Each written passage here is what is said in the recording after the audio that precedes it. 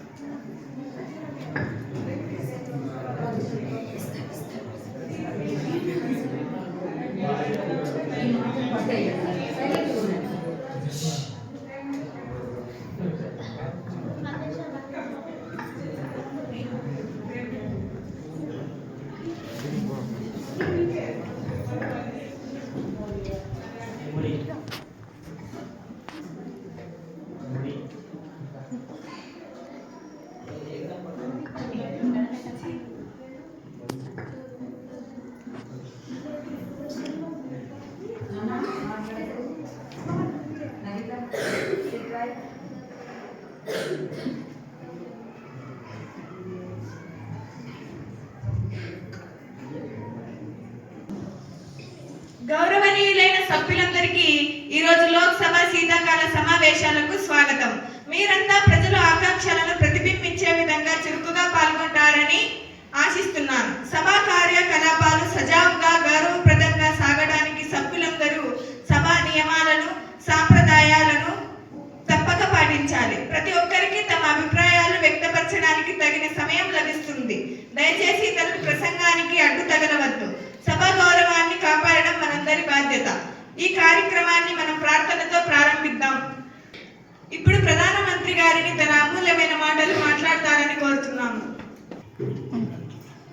అధ్యక్ష, ఉభయ సభల గౌరవ సభ్యులారా, దేశ ప్రజలారా, నేను ఈ పవిత్ర సభలో నిలబడి నేను మీ ముందు కేవలం ఒక ప్రభుత్వ ప్రణాళికను కాదు, భారతదేశ భవిష్యత్తును గురించిన ఒక సంకల్పాన్ని ఉంచుతున్నాను. అది వికసిత్ భారత్ 2047 సంకల్పం.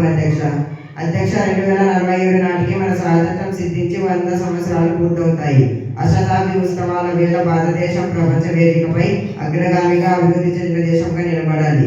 ఇది కేవలం కల కాదు, ఇది 140 కోట్ల భారతీయుల ఆకాంక్ష మరియు మన సామర్థ్యానికి నిదర్శనం. అధ్యక్ష గౌరవ సభ్యులారా, వికసిత్ భారత్ అనేది కేవలం ప్రభుత్వ కార్యక్రమం కాదు, ఇది ప్రతి పౌరుడి భాగస్వామ్యంతో సాధ్యమయ్యే ఒక జన ఆందోళన. అధ్యక్ష, పీపుల్స్ మూవ్మెంట్. ప్రతిపక్షం కూడా ఈ మహాయజ్ఞంలో భాగస్వామ్యం కావాలని కోరుతున్నాను. అధ్యక్ష, అది అవసరం, కానీ దేశాభివృద్ధి లక్ష్యం విషయంలో ఐక్యంగా ఉండటం అంతకంటే ముఖ్యం. అధ్యక్ష, ఇప్పుడు గ్రామీణ అభివృద్ధి శాఖ వారు మాట్లాడతారు. అధ్యక్ష, గౌరవనీయ స్పీకర్ గారికి, సభలోని గౌరవ సభ్యులందరికీ నా వందనాలు. నేను గ్రామీణ అభివృద్ధి శాఖ మంత్రిగా భారతదేశ ఆత్మగా పరిగణించబడే గ్రామాల పురోగతికి మా ప్రభుత్వం చేపట్టిన కీలక కార్యక్రమాలను మీ ముందు ఉంచుతున్నాను. గ్రామీణ అభివృద్ధి దేశాభివృద్ధి మూలం అనే సూత్రంలో మా శాఖ పనిచేస్తుంది. అధ్యక్ష, విద్యాశాఖ వారు మాట్లాడతారు. భారత parliament the right of children to free and compulsory education యాక్ట్ను ఆమోదించింది. ఈ చట్టాన్ని సాధారణంగా విద్య హక్కు చట్టం అని పిలుస్తారు. లక్ష్యం: ఈ చట్టం 6 నుండి 14 సంవత్సరాల వయసు గల బాల బాలికలందరికీ ఉచిత మరియు నిర్బంధ విద్యను అందించడానికి మా ప్రభుత్వం ఉద్దేశించబడింది.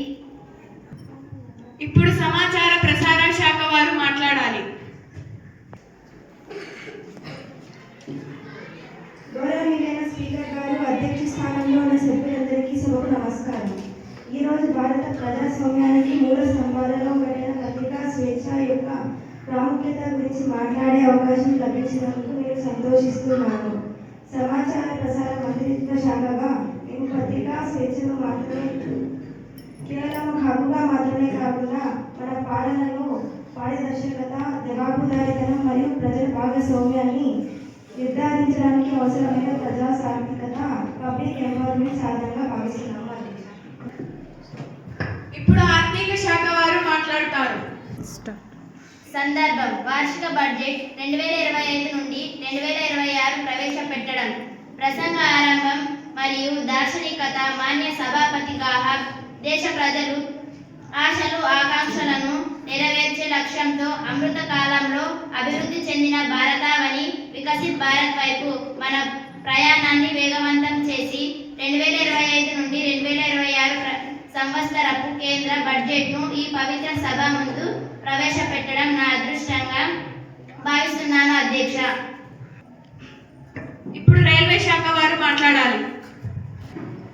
అధ్యక్ష, పేద మధ్య తరగతి ప్రజలకు అందుబాటు ధరలో మెరుగైన సౌకర్యాలు కల్పించే లక్ష్యంతో ప్రారంభించిన అమృత్ భారత్ రైలు ప్రాముఖ్యతను వివరించారు. అలాగే దేశీయంగా అభివృద్ధి చేసిన వందే భారత్, వందే స్లీపర్, వందే మెట్రో రైళ్ల గురించి కూడా ప్రస్తావించారు అధ్యక్ష.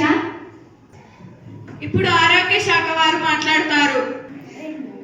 గౌరవనీయులైన స్పీకర్ గారికి, సభ సభ్యులందరికీ నా నమస్కారాలు.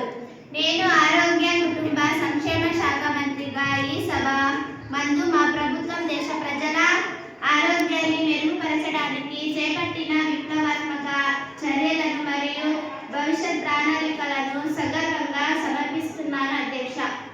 ఆయుష్మాన్ భారత్ ఆరోగ్య రక్షణ మైలురాయి అధ్యక్ష. ఇప్పుడు వ్యవసాయ శాఖ వారు మాట్లాడాలి. గౌరవనీయులైన స్పీకర్ గారికి, సభలోని గౌరవ సభ్యులందరికీ నా నమస్కారాలు.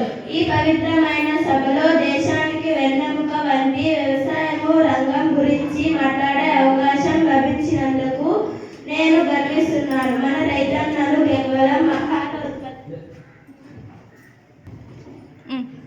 ప్రతిపక్షం సభ్యులు మీకు ఉన్న సందేహాలను అధికార పక్షాన్ని అడగవలసిందిగా కోరుతున్నాను. వ్యవసాయ శాఖ అధ్యక్ష కనీస మద్దతు ధర ఎంఎస్పి ప్రకటన సేకరణ రైతులకు చెల్లింపులు ఇవ్వాల్సిందిగా కోరుతున్నాం అధ్యక్ష. ఎరువులు మరియు విత్తనాలు, వాటి లభ్యత, సబ్సిడీలు, నాణ్యత, నియంత్రణ గురించి అడుగుతున్నాం అధ్యక్ష. వ్యవసాయ రుణాలు మాఫీ, రుణాలు రైతులకు అందించే రుణాల వడ్డీ రేట్లు పంపిణీ చేయాలి అధ్యక్ష. రైతు సంక్షేమ పథకాలు ఇప్పించాలి అధ్యక్ష. ప్రధానమంత్రి కిసాన్ సమ్మాన్ నిధి, పిఎం కిసాన్ పంటల బీమా పథకాలు ఇవ్వాలి అధ్యక్ష. నాకు వివరాలు కావాలి అధ్యక్ష. సభ్యులు దయచేసి ఇప్పుడు మాత్రమే మాట్లాడాలి. Please take your seats. గ్రామీణ వ్యవసాయ శాఖ వారు దీనికి సమాధానం ఇవ్వాలని కోరుతున్నాను. మహాత్మా గాంధీ జాతీయ హామీ పథకం ఒక ప్రాముఖ్యం పొందిన పథకం. వేతనాలు చెల్లింపుల్లో ఆలస్యమైనట్లయితే వాటి చెల్లింపులో జాగ్రత్తలు తీసుకుంటాం అధ్యక్ష. Please take your seats. Silence. గ్రామీణ అభివృద్ధి శాఖ అధ్యక్ష మహాత్మా గాంధీ జాతీయ గ్రామీణ ఉపాధి హామీ పథకం గురించి తెలపండి అధ్యక్ష. పథకం కింద కల్పించిన పని దినాలు కేటాయింపులు తెలపండి అధ్యక్ష. మా జన అమలు రాష్ట్రాలు వారీగా పురోగతి తెలపండి అధ్యక్ష. సభ్యులందరూ దయచేసి వారికి మాట్లాడే సమయం ఇచ్చినప్పుడు మాత్రమే మాట్లాడాలి. Please take your seat. అధ్యక్ష, భారతదేశ పరిస్థితిని కులదృష్టంగా అధ్యయనం చేసి చట్టబద్ధం చేసిన వ్యవసాయం, పంచాయత్ రాజ్ వ్యవస్థ అధ్యక్ష. పరిపాలన జరిగినది. ఫలాలు కింది స్థాయికి సరే, కొంతమంది అవినీతి పరులు ఉన్నారని వ్యవస్థను తప్పు పట్టలేరు కదా అధ్యక్ష. అవినీతి పరులు సస్పెండ్ అవుతారు. అలాగే గ్రామ సభలు నిర్వహించిన సర్పంచులు కూడా పదవులను కోల్పోతారు అధ్యక్ష. ఇది చట్టం తన పని తాను చేసుకుపోతుంది అధ్యక్ష. రైతు సమస్యల అధ్యక్ష. పంటలకు మద్దతు ధర లేదు, ఎరువుల కొరత మొదలైంది. దీనికి సమాధానం చెప్పండి అధ్యక్ష. ఇప్పుడు వ్యవసాయ శాఖ వారు దీనికి సమాధానాలు ఇవ్వాలి. సంక్షేమమే మా లక్ష్యం అధ్యక్ష. రైతుల సంక్షేమమే మా లక్ష్యం అధ్యక్ష. ఎరువులు మద్దతు ధరలు ఖచ్చితంగా ఇస్తాం అధ్యక్ష. ఆరోగ్య శాఖ అధ్యక్ష, ఈ పథకం కింద ఎంతమంది లబ్ధి పొందారు? రాష్ట్రాల వారీగా వివరాలు తెలపండి అధ్యక్ష. అధ్యక్ష, ఆయుష్మాన్ భారత్ డిజిటల్ మిషన్ అమలు స్థితి మరియు గ్రామీణ ప్రాంతాల్లో దీని విస్తరణ గురించి తెలపండి అధ్యక్ష.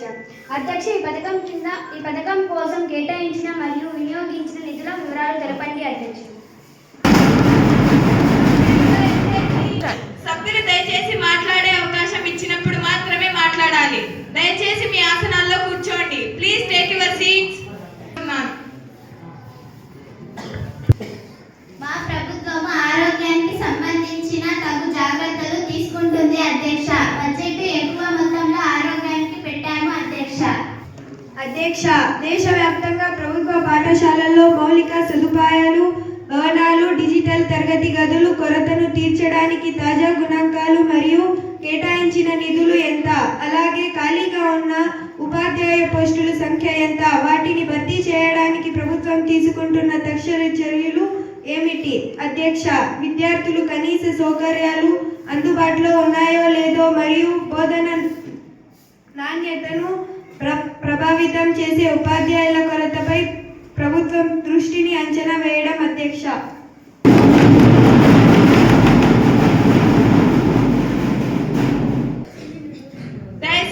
దయచేసి ఆసనాల్లో కూర్చోండి. Please take your seat. Silence. ఇప్పుడు విద్యాశాఖ వారు దానికి సమాధానాలు ఇవ్వాలని కోరుతున్నాను. అన్ని పాఠశాలల్లో మౌలిక సదుపాయాలను కల్పిస్తున్నాము అధ్యక్ష. కొత్త ఉపాధ్యాయ నియామకం చేపట్టాము అధ్యక్ష. నమస్తే అధ్యక్ష. పెట్రోల్, డీజిల్, వంట గ్యాస్ నిత్య అవసరాల ధర పెరుగుదల విపరీతంగా ఉంది అధ్యక్ష.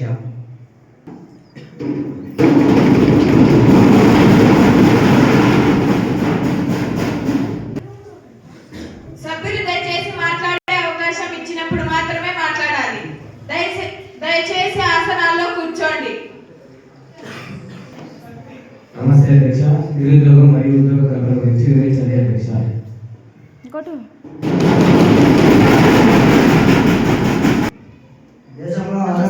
నమస్తే అధ్యక్ష. దేశంలో ఆరోగ్యం, విద్య వంటి మౌలిక సదుపాయాలు కొరత విపరీతంగా ఉంది అధ్యక్ష.